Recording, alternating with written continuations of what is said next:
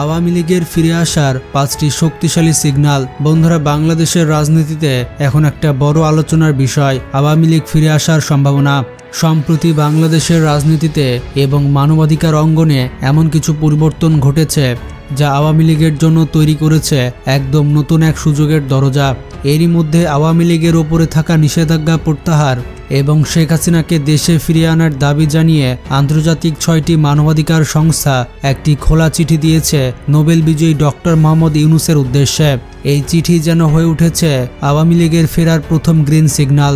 কিন্তু এখানেই শেষ নয়। আজ আমি আপনাদের জানাবো আওয়ামী লীগের ফিরে আসার আরও 5টি শক্তিশালী সিগন্যাল, যেগুলো স্পষ্ট করে দিচ্ছে দলটি খুবই শীঘ্রই রাজনীতির মঞ্চে শক্তভাবে কামব্যাক করতে যাচ্ছে। তাই ভিডিওটি শেষ পর্যন্ত মনোযোগ দিয়ে দেখার অনুরোধ রইল, কারণ আমি শেষের দিকে বলবো কোন 6টি আন্তর্জাতিক মানবাধিকার সংস্থা আওয়ামী লীগের পক্ষে চিঠি দিয়েছে এবং ডোনাল্ড ট্রাম্প এই প্রসঙ্গে কি মন্তব্য করেছেন। প্রথমেই একটা প্রশ্ন, অনেকের মনে এখন প্রশ্ন ঘুরছে আওয়ামী লীগ কি আসলেই ফিরে আসতে পারবে, আর যদি ফিরে আসে তাহলে কবে ও কিভাবে। এই প্রশ্নের উত্তর আমি দেব 5টি শক্তিশালী সিগন্যালের মাধ্যমে।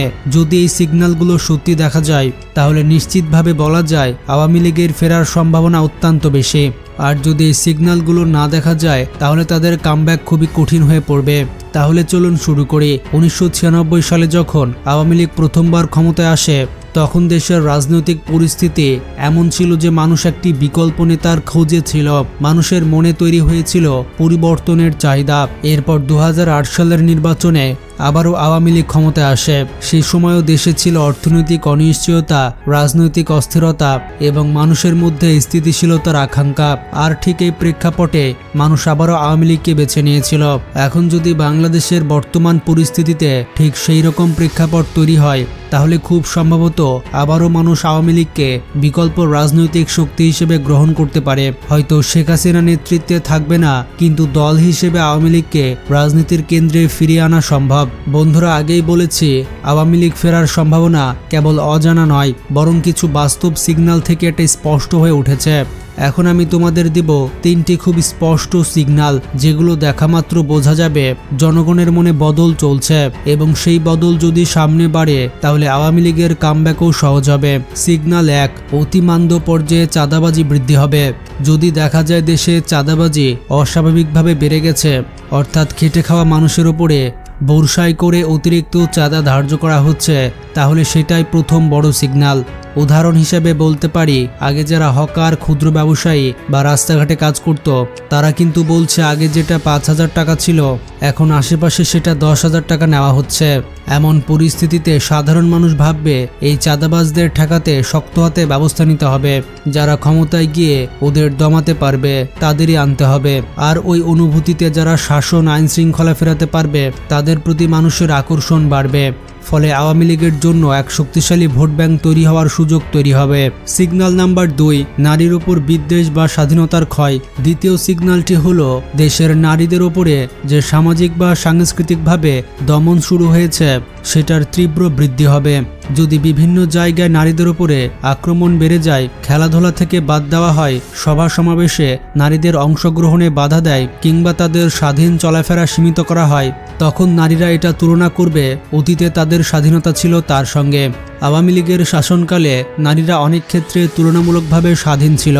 কারো কথায় তারা বলতে পারত, কাজের যদি বর্তমান পরিস্থিতি তাদের স্বাধীনতা রুদ্ধ হতে থাকে তারা সহজেই সেই স্মৃতি ও নিরাপত্তার প্রতি আকৃষ্ট হবে। এমন সময় আওয়ামী লীগ প্রতিশ্রুতি দেবে, আমরা এসেছি তোমাদের স্বাধীনতা ফিরিয়ে দেব, তুমি নিরাপদে কাজ করবে, খেলবে, চলবে। আর যারা বাধা দেবে তাদের বিরুদ্ধে কড়া ব্যবস্থা নেব। নারীর বিশাল ভোট ব্যাংকটি তখন আওয়ামী লীগের পক্ষে ঝুঁকে পড়ার সম্ভাবনা বেশি। সিগন্যাল নাম্বার 3, মৌলবাদী শক্তির উত্থান।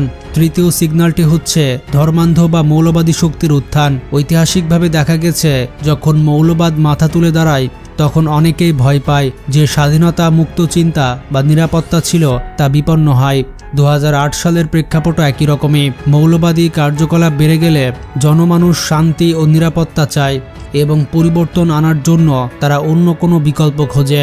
মৌলবাদ যদি বাড়ে এবং সে আক্রমণাত্মক আচরণ চালায়, আপনার মত বা বিশ্বাস থাকলে আপনাকে ফতোয়া, স্টিগমা বা সহিংসতার মুখে পড়তে হয়। তাহলে জনগণ এবং নেতৃত্ব দেবে যারা এসব দমাতে পারে। আওয়ামী লীগ সবসময় বলেছে তারা মৌলবাদ দমন করতে পারে। এই দাবি তখন তাদের ফিরে আসার প্রধান হাতিয়ার হয়ে উঠবে। আমরা একমাত্র দল যারা গণতন্ত্রে বিশ্বাসী। আমরা ধর্মনিরপেক্ষতায় বিশ্বাস করি এবং মানুষের অধিকার সমানভাবে বন্টনের পক্ষে। তাই আমাদেরকে ক্ষমতায় আনলে তোমরা স্বাধীনভাবে বাংলাদেশে বসবাস করতে পারবে। এটাই হচ্ছে আওয়ামী লীগের তৃতীয় সিগন্যাল। এই সিগন্যালটি যদি দেখা যায় তাহলে বুঝে নিতে হবে পরবর্তী ক্ষমতায় আওয়ামী লীগের আসার সম্ভাবনাই বেশি। এবার চতুর্থ সিগন্যাল, যেটা দেখলে বোঝা যাবে যে আওয়ামী লীগ আবারও ক্ষমতায় ফিরতে পারে, তা হলো সেকুলার কমিউনিটির উপরে হামলা। সেকুলার কমিউনিটি একটি শক্তিশালী গোষ্ঠী। তাদের মূল দর্শন হচ্ছে ধর্মনিরপেক্ষতা, অর্থাৎ আমি আমার ধর্ম পালন করব কিন্তু অন্যকে বাধা করব না। তারা ব্যক্তিগত স্বাধীনতা ও মত প্রকাশের পক্ষে থাকে। এই কমিউনিটির প্রভাব শুধু দেশে নয়, আন্তর্জাতিক পর্যায়েও রয়েছে। বিভিন্ন গণমাধ্যমে, সংবাদপত্রে বা বিবৃতিতে আমরা প্রায় তাদের মতামত দেখি। লেখক পিনাকি ইলিয়াস যাদের বাঙালি এলিট বলেন, সেই এলিটদের মধ্যেও অনেকে সেকুলার চিন্তাধারার অনুসারী। এই সেকুলার গোষ্ঠীর সঙ্গে জড়িত অনেক প্রতিষ্ঠান আছে, যেমন উদীচী, ছায়ানট ইত্যাদি। যদি এসব প্রতিষ্ঠানের উপরে হামলা শুরু হয়, যেমনটা আগে দেখা গিয়েছিল রমনার বটমূলে হামলার ঘটনায়, তখন বোঝা যায় আওয়ামী লীগ আবারও শক্তিশালী হয়ে উঠছে। সেই ঘটনার পরেই কিন্তু 2008 সালে আওয়ামী লীগ ক্ষমতায় আসে। তাই যদি দেখা যায় সেকুলারদের উপরে, তাদের প্রতিষ্ঠান বা কমিউনিটির উপরে হামলা বাড়ছে, তাহলে ধরে নিতে হবে আওয়ামী লীগের কামব্যাক খুব কাছেই। এবার আসি শেষ বা পঞ্চম সিগন্যালের কথায়। যদি দেখা যায় বাংলাদেশ সরকার মার্কিন যুক্তরাষ্ট্রের নীতির বিপক্ষে অবস্থান নিচ্ছে, তাহলে এটিও স্পষ্ট ইঙ্গিত যে আওয়ামী লীগ ক্ষমতায় আসতে পারে। কারণ মার্কিন যুক্তরাষ্ট্রের মূলনীতি হচ্ছে বাংলাদেশে গণতন্ত্র চলবে, একনায়কতন্ত্র বা স্বৈরাচার প্রতিষ্ঠিত হবে না এবং মৌলবাদী শক্তির উত্থান রোধ করতে হবে। যে কোনো সরকার এই নীতির বিপক্ষে গেলে আওয়ামী লীগ তাকে ক্ষমতায় থাকতে দেয় না, তারা বিভিন্নভাবে চাপ সৃষ্টি করে। সুতরাং যদি দেখা যায় সরকার আমেরিকার নীতির বাইরে অবস্থান নিচ্ছে, তখন বুঝে নিন ক্ষমতার পালাবদলের ইঙ্গিত স্পষ্ট এবং আওয়ামী লীগের ক্ষমতায় ফেরা সময়ের ব্যাপার মাত্র। তারা কখনোই স্বীকার করবে না যে আমরা তাদের ক্ষমতা থেকে সরিয়ে দিয়েছি। যেমন শেখ হাসিনা স্পষ্টভাবে বলেছেন, আমার পতনের পেছনে মার্কিন যুক্তরাষ্ট্র দায়ী। তাই যদি কখনো দেখা যায় যে বাংলাদেশের একটি বড় অংশের মানুষ কিংবা এক শ্রেণীর জনগণ আমেরিকাকে দোষারোপ করছে বা আমেরিকার প্রতি বিদ্বেষী হয়ে উঠছে, তাহলে বুঝে নিতে হবে এই পরিস্থিতিকে কাজে লাগিয়ে আমেরিকা ও ভারত একসঙ্গে আওয়ামী লীগকে বিকল্প শক্তি হিসেবে আবারও প্রতিষ্ঠিত করার চেষ্টা করতে পারে। অর্থাৎ যদি দেখা যায় বর্তমান সরকার মার্কিন নীতির বাইরে যাচ্ছে, তাহলে সেটা ইঙ্গিত দেয় এই সরকার আর বেশি দিন টিকতে পারবে না। এবার আসে একটি গুরুত্বপূর্ণ আপডেটে। আওয়ামী লীগের উপরে নিষেধাজ্ঞা প্রত্যাহারের সুপারিশ করেছে 6টি আন্তর্জাতিক মানবাধিকার সংস্থা। বাংলাদেশে মানবাধিকার পরিস্থিতি আরও শক্তিশালী করার লক্ষ্যে প্রধান উপদেষ্টা ডক্টর মোহাম্মদ ইউনূসের নেতৃত্বাধীন অন্তর্বর্তী সরকারের প্রতি যৌথ খোলা চিঠি দিয়েছে 6টি সংস্থা। হিউম্যান রাইটস ওয়াচের নিজস্ব ওয়েবসাইটে প্রকাশিত সেই চিঠিতে আওয়ামী লীগের উপরে আরোপিত নিষেধাজ্ঞা প্রত্যাহারের পাশাপাশি 12টি নির্দিষ্ট সুপারিশ বাস্তবায়নের আহ্বান জানানো হয়েছে। চিঠির শুরুতেই তারা অন্তর্বর্তী সরকারের প্রশংসা করেছে, কারণ সরকার গুম, মানবাধিকার লঙ্ঘনের তদন্ত শুরু করেছে এবং মৌলিক স্বাধীনতা পুনঃপ্রতিষ্ঠার উদ্যোগ নিয়েছে। এই চিঠিতে স্বাক্ষর করেছে 6টি আন্তর্জাতিক সংস্থা। Number 1 Civicus, number 2 committee to protect journalist, number 3 fortify rights, number 4 human rights watch, number 5 Robert F Kennedy human rights, number 6 tech global institute. তারা 2026 সালের নির্বাচনের আগে এই অন্তর্বর্তী সময়ে মানবাধিকার রক্ষা, স্বাধীন ও সুষ্ঠু নির্বাচন নিশ্চিত করা এবং ভবিষ্যতে কর্তৃত্ববাদী শাসনের ঝুঁকি প্রতিহত করার আহ্বান জানিয়েছে। চিঠিতে উল্লেখিত 12 দফা সুপারিশের সারসংক্ষেপ নিচে তুলে ধরা হলো। নাম্বার 1 জবাবদিহি ও বিচারের নিশ্চয়তা। গুম, বিচার বহির্ভূত হত্যা ও নির্যাতনের দায়ীদের বিচারের আওতায় আনা, মৃত্যুদণ্ড কার্যকর সাময়িকভাবে স্থগিত রাখা এবং বিচার ব্যবস্থার স্বাধীনতা নিশ্চিত করা। নাম্বার 2 নিরাপত্তা খাতের সংস্কার। সেনা গোয়েন্দা সংস্থা ডিজিএফআই এর কার্যক্রম কেবল সামরিক গোয়েন্দা কার্যক্রমের মধ্যে সীমাবদ্ধ রাখা এবং সামরিক কর্মীদের বেসামরিক আইন শৃঙ্খলা বাহিনী থেকে প্রত্যাহার করা। নাম্বার 3, গুমের অপরাধ নির্ধারণ ও তদন্ত করা। আন্তর্জাতিক মান অনুযায়ী গুমকে অপরাধ হিসেবে ঘোষণা করে আইন পাশ করা। মৃত্যুদণ্ড বাদ দিয়ে তদন্ত কমিশনকে যথাযথ ক্ষমতা ও সম্পদ দেওয়া। নাম্বার 4, জাতীয় মানবাধিকার কমিশনের সংস্কার। প্যারিস প্রিন্সিপাল অনুযায়ী কমিশনকে রাজনৈতিক প্রভাবমুক্ত ও স্বাধীনভাবে কার্যকর করা। নাম্বার 5, ব্যক্তির স্বাধীনতা রক্ষায় আইন সংস্কার। সন্ত্রাস বিরোধী আইন, বিশেষ ক্ষমতা আইন, অফিশিয়াল সিক্রেটস অ্যাক্ট, মানহানি ধারা ইত্যাদি দমনমূলক আইন বাতিল বা সংশোধন করা। নাম্বার 6, ব্যক্তিগত তথ্য সুরক্ষা। পার্সোনাল ডাটা প্রোটেকশন অধ্যাদেশ ও ন্যাশনাল ডাটা ম্যানেজমেন্ট অধ্যাদেশকে আন্তর্জাতিক মান অনুযায়ী সংশোধনের সুপারিশ করা হয়েছে, যাতে নাগরিকদের ব্যক্তিগত তথ্য ও গোপনীয়তা সুরক্ষিত থাকে। নাম্বার 7, মত প্রকাশের স্বাধীনতা। গণমাধ্যম সংস্কার কমিশনের প্রস্তাবনা বাস্তবায়ন করা এবং সাংবাদিকদের হয়রানি, গ্রেপ্তার বা হামলা থেকে রক্ষা করার ব্যবস্থা নেওয়ার আহ্বান জানানো হয়েছে।